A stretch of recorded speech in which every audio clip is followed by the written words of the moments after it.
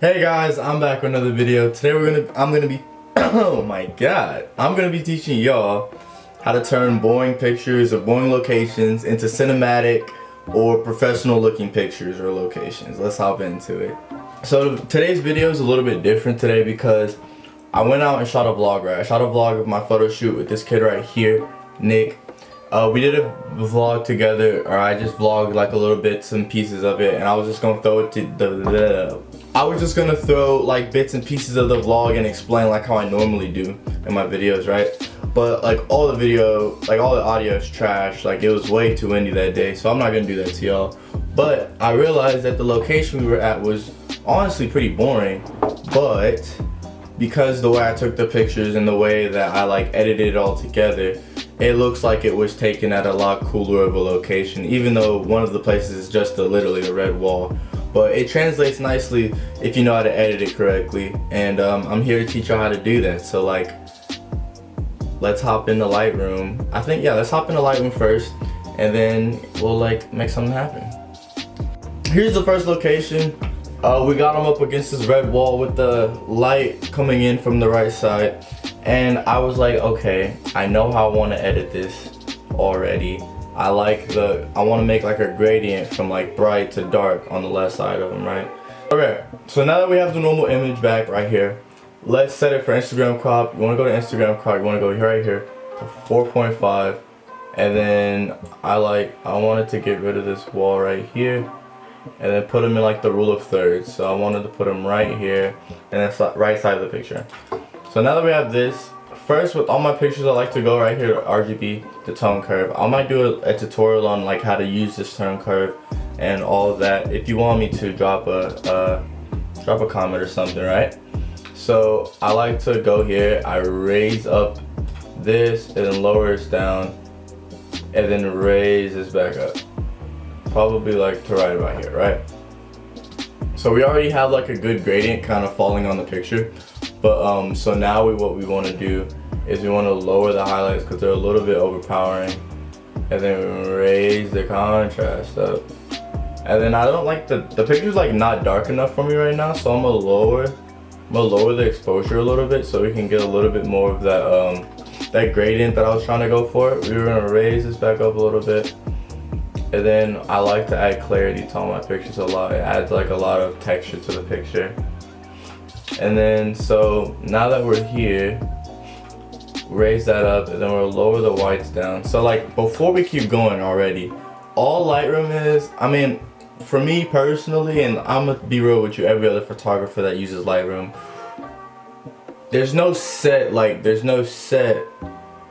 blueprint to how we do all of our pictures. We have like an idea of how we usually edit, and we'll tweak here and there based on the image, like if an image is darker than other images or an image is brighter.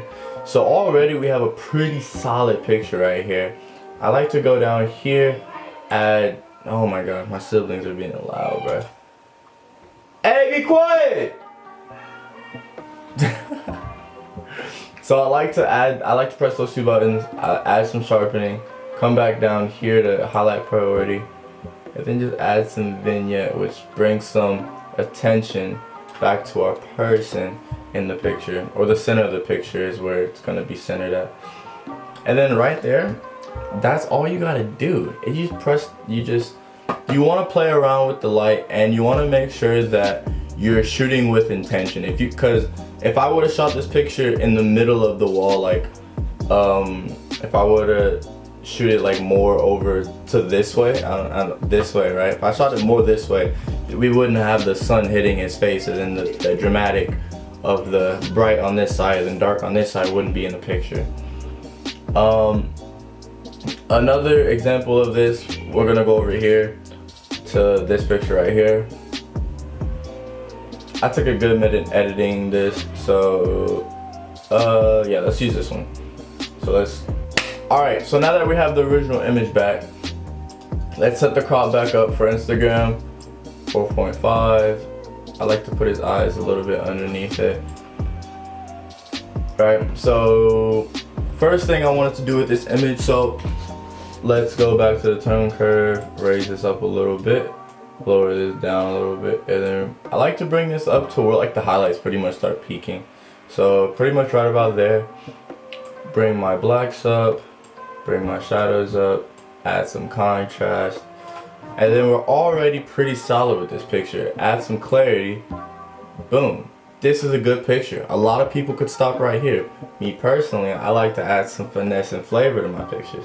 So we're gonna go down here to the blue primary and remove those over to the left, move these green to the right, and then you play around with this slider right here to get more of a lifelike look for the skin tone. That's what I do with all my pictures. So it's like that's how I add my style. And honestly, I feel like a lot of people can find this style right within this color calibration, but it's usually left untouched because it's kind of intimidating to use. So like if we were to, there's two different pictures completely right there already, and we just changed 3 sliders. So after that, honestly, we could just bring up some shadows a little bit more maybe. And then boom, we have 2 great pictures. If you want me to go through more of these pictures in another tutorial, I can definitely do that. Just let me know in the comments below. Expect more videos like this of just editing tutorials and like mini vlogs of like where it's just like a little bit of clips here and there, showing like how we can turn one boring location into a pretty one, because not everyone's blessed up with great photography locations that do like the location takes over for the actual like I'm brain dead. Anyways guys, I hope you liked today's video. It's a little bit shorter one. I just wanted to give a little editing tutorial to my photographers, but I still wanted to make a video because it's been a minute. It's the first video of 2020, so I hope that I mean, it's not the best start of the year, but I have a lot of content planned. I have a lot of tutorials and a lot of helpful things like Instagram growth videos and all of that stuff. So if you're interested in that, stay tuned for more content to come to you.